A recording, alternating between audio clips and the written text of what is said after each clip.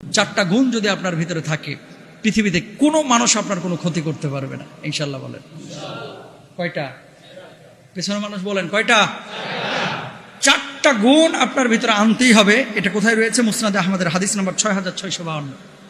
আল্লাহ রাসূল সাল্লাল্লাহু আলাইহি ওয়াসাল্লাম নিজে বলছেন, দেখেন, আন আব্দুল্লাহ ইবনে উমর আন্না রাসূলুল্লাহ সাল্লাল্লাহু আলাইহি ওয়াসাল্লাম قال أربع إذا كنا فيك فلا عليك ما فاتك من الدنيا حفظ أمانة والصدق حديث وحسن خليقة وعفة في تومة বলুন আল্লাহু আকবার।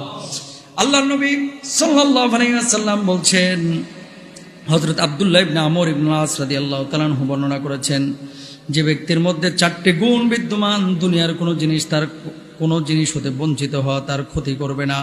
এক নাম্বার হচ্ছে আমানতের হেফাজত করা, আমানতের খেয়ানত না করা। বর্তমান সময়ে ঘরে ঘরে এই সমস্যাটা তৈরি হয়েছে, যেখানেই আমানতের প্রশ্ন সেখানেই খেয়ানতের উত্তর, ঠিক কিনা? তাহলে আমানতের গুণ যদি থাকে, মানুষ ক্ষতি চাইলেও আপনার কেউ ক্ষতি করতে পারবে। দুই নাম্বার আল্লাহ নবী বললেন ওয়াসিদকু হাদিসিন, সত্য কথা বলা। আসিদকু ইউনজি ওয়াল কিযবু ইহলিক, যদি সদা সর্বদা সত্য কথা বলেন, সত্য আপনাকে মুক্তি দিবে। আর মিথ্যা, ওয়াল কিযবু ইহলিক, আপনারা ধ্বংস করবে। সত্য মুক্তি দেয়, মিথ্যা মানুষকে ধ্বংস করে। সুতরাং যদি সত্যের সাথে আপনি থাকেন, কোনোদিন কোনো মানুষ চাইলে আপনার ক্ষতি করতে পারবে না। আর যদি মিথ্যার সাথে আপনি থাকেন, শত মানুষ চেষ্টা করেও আপনারা কোনোদিন আটকাইতে পারবে না। আপনার ধ্বংস অনিবার্য, ধ্বংস অনিবার্য, ঠিক কিনা? তিন নাম্বার, সৎ চরিত্রের অধিকারী হতে হবে, বুঝছেন? ও হুসনু খালিকাতিন, সৎ চরিত্র। কথা বলবেন হাসি মুখে, আপনার কোনো আচরণে কোনো মানুষ যেন কষ্ট না পায়।